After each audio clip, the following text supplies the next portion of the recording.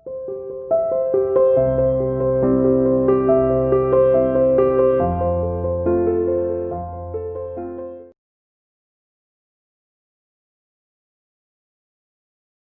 Morning everyone, welcome to online classes of Sayer international school. तो अभी हमारा topic चल रहा है दैट इज क्वाड्रिलेटरल्स। अब देखो 8.1 जो है वो कंप्लीट हो गई है हमारी। नाउ नेक्स्ट एक्सरसाइज इज 8.2, जिसके अंदर बेटा ये मोस्ट इंपॉर्टेंट थ्योरम है मिड पॉइंट थ्योरम। ठीक है, आपका जो एग्जाम होते हैं उसके अंदर 4 मार्क्स का तो एसडीएस क्वेश्चन आ जाता है, state and proof mid point theorem. ठीक, तो आज जो है हम बेसिकली इसके जो स्टेटमेंट और इसका जो प्रूफ है उसको समझेंगे। ठीक, आप इसके स्टेटमेंट और प्रूफ को कम से कम 3 या 4 बार लिख के देखोगे तो समझ में आएगा। ठीक है, एक बार ऐसे ऑलरेडी आप देख लो, अदरवाइज इसको लिखो अपनी नोटबुक के अंदर और फिर खुद इसकी प्रैक्टिस करो। ठीक, अब देखो क्या है स्टेटमेंट, क्या कहता है मिड पॉइंट थ्योरम की। Line segment joining mid points of 2 sides of triangle is parallel to its third side and half of it. देखो बिल्कुल इजी है। कहता है कि अगर मान लो हमारे पास एक ट्राइंगल है ए बी सी। ठीक, पहले समझ लेते हैं इसको कि ट्राइंगल लिया ए बी सी। ठीक, इसके अंदर अगर हम 2 साइड के मिड पॉइंट ले लें, जैसे ए बी का मिड पॉइंट डी हो गया और ए सी का मिड पॉइंट ई हो गया। ठीक है, अब इन दोनों मिड पॉइंट को हम ज्वाइन कर दें तो एक लाइन सेगमेंट बन गई डी ई। ठीक, मतलब एक लाइन सेगमेंट है जो क्या कर रही है, 2 साइड के मिड पॉइंट को ज्वाइन कर रही है। वो लाइन सेगमेंट कौन सी हो गई, डी ई।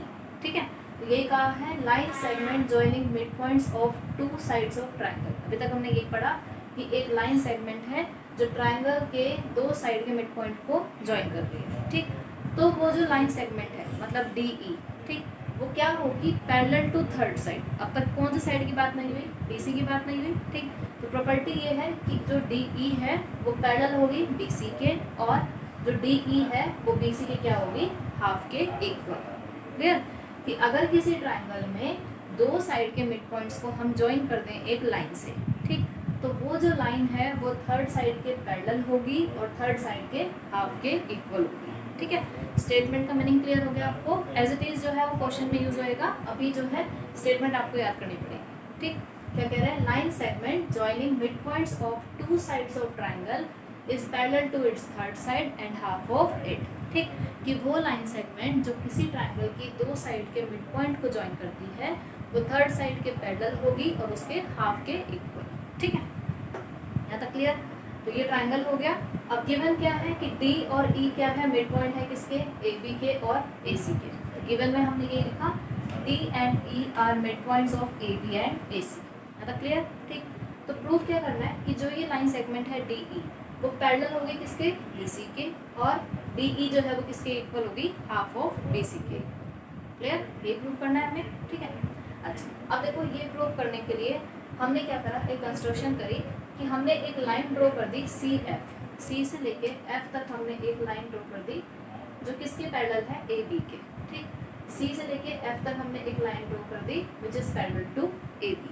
ठीक, और क्या किया हमने, जॉइन ई टू एफ, फिर उसके बाद ई को हमने एफ से ज्वाइन कर दिया। क्लियर हो गया। कंस्ट्रक्शन में क्या करा हमने, सी एफ एक लाइन ड्रॉ कर दी किसके पैरेलल, ए बी के पैरेलल, और ई को एफ से ज्वाइन कर दिया। ठीक है, अब देखो इसका प्रूफ कैसे करेंगे हम।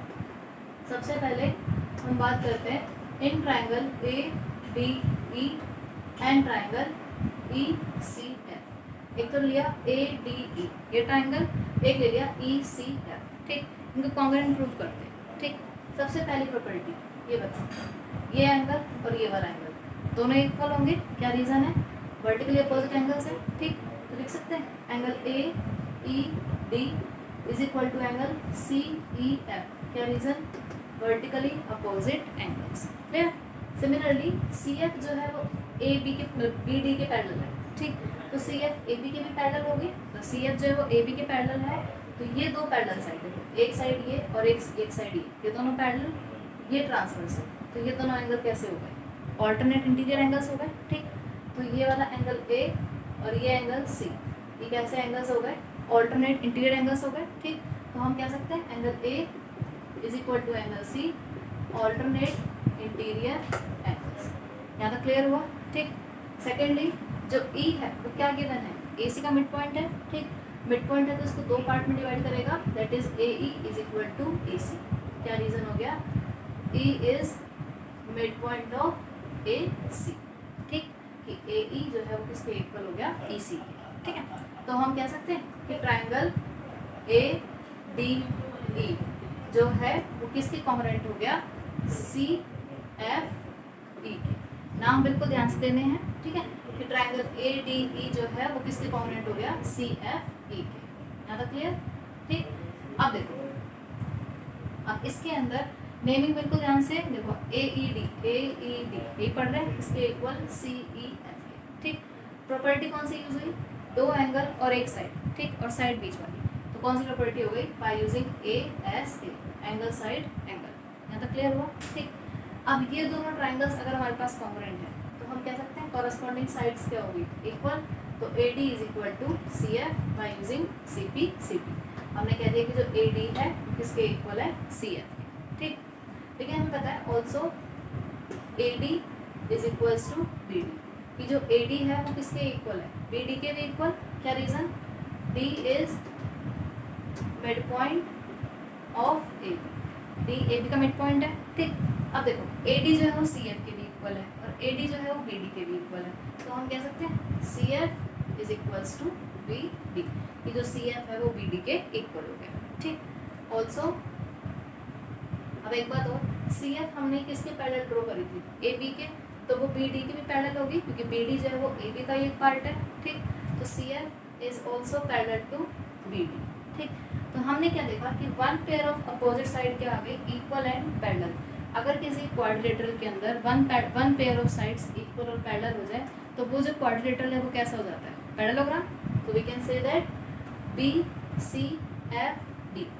BCFD इज ए पैरेललोग्राम, क्योंकि हमारे पास वन पेयर ऑफ साइड्स क्या हो गए यहाँ पे, इक्वल एंड पैरेलल।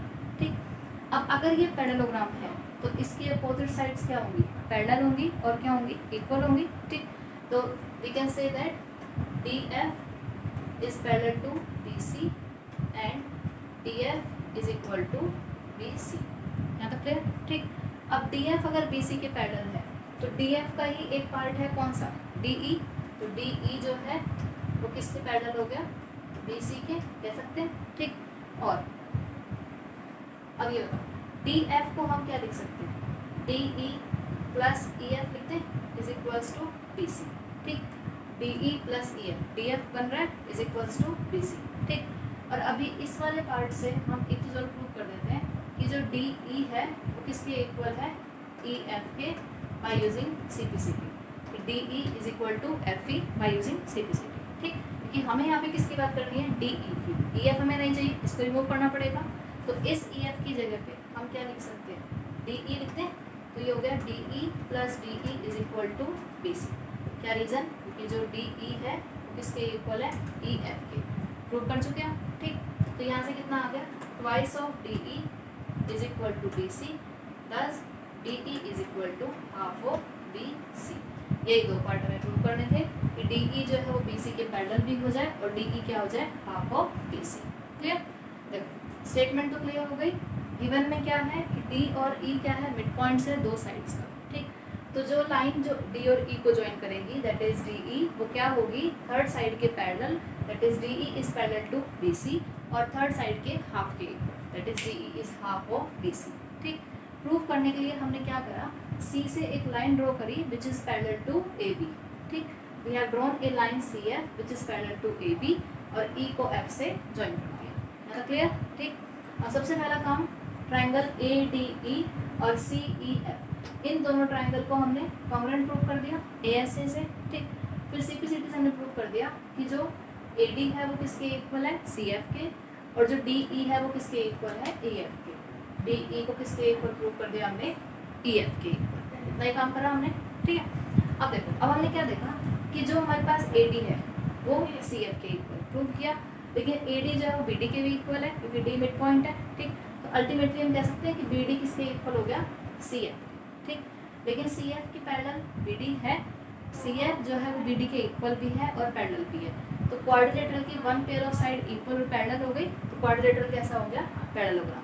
ठीक, अब अगर ये पैरेललोग्राम है तो इसकी जो अपोजिट साइड जो रह गई वो भी क्या होंगी आपस में, इक्वल और पैरेलल। तो DF जो है, DF किसके पैरेलल हो गया, BC के, और DF किसके इक्वल हो गया, BC के। ठीक, अब डी एफ अगर बी सी के पैरेलल है तो उसका part that is D E वो भी किसके पैरेलल होगा, बी सी के पैरेलल होगा, ठीक। और डी एफ को हम क्या लिख सकते हैं, D E plus E F लिख सकते हैं, ठीक।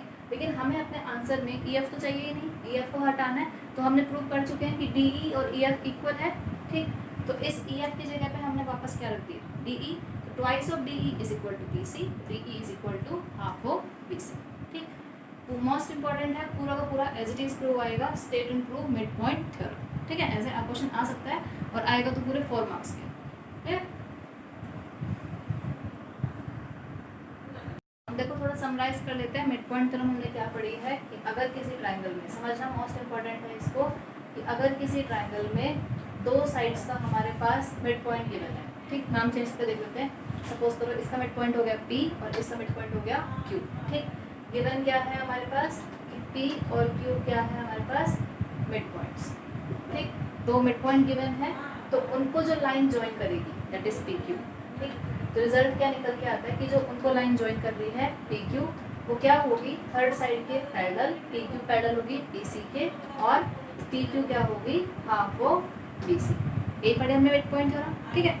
इसके अलावा एक और आता है converse of mid point theorem, ठीक। इसको और समझ लेते हैं। इसमें क्या है कि अगर मान लो हमारे पास कोई ट्रायंगल गिवन है ABC, ध्यान से समझना, कोई ट्रायंगल गिवन है ABC, ठीक। अब इसमें गिवन क्या है कि मान लो हमारे पास एक लाइन हमें दे दी DE, सपोज करो अभी तक लाइन ली है, जिसमें गिवन ये है कि एक पॉइंट मिड पॉइंट गिवन है, D is mid point of AB। Mid point theorem में दोनों मिड पॉइंट्स थे, कन्वर्स में सिर्फ एक मिड पॉइंट गिवन है कि D जो है वो मिड पॉइंट है किसका, AB का, ठीक। और क्या गिवन है कि DE जो है वो पैरेलल है BC के, DE पैरेलल है BC के। तो जो रिजल्ट है वो क्या निकल के आएगा कि जो दूसरा पॉइंट है E, वो क्या होगा हमारे पास, is mid point of AC, clear. ये हमने एक तरह समराइज कर लिया कि मिड पॉइंट थ्योरम क्या होती है और converse of mid point theorem क्या है, ठीक है। क्वेश्चंस में as it is theorem use होएगी, ध्यान से समझना। मिड पॉइंट थ्योरम तो क्या है कि अगर हमारे पास 2 मिड पॉइंट गिवन है तो लाइन थर्ड वाले के पैरेलल होगी और उसके हाफ के इक्वल होगी, ठीक। कन्वर्स में क्या है कि अगर एक पॉइंट मिड पॉइंट है और लाइन दूसरे वाले के पैरेलल है, एक पॉइंट मिड पॉइंट है, एक कोई भी गिवन हो सकता है आइदर D और E, एक मिड पॉइंट गिवन है और साथ में लाइन पैरेलल गिवन है, तो रिजल्ट क्या निकल के आता है कि दूसरा जो पॉइंट है वो भी क्या होगा, मिड पॉइंट, ठीक है। ये समराइज कर दिया, ये बिल्कुल ध्यान रखना है। अब हम एक्सरसाइज स्टार्ट करेंगे, उसके अंदर ये दोनों यूज होंगे, क्लियर।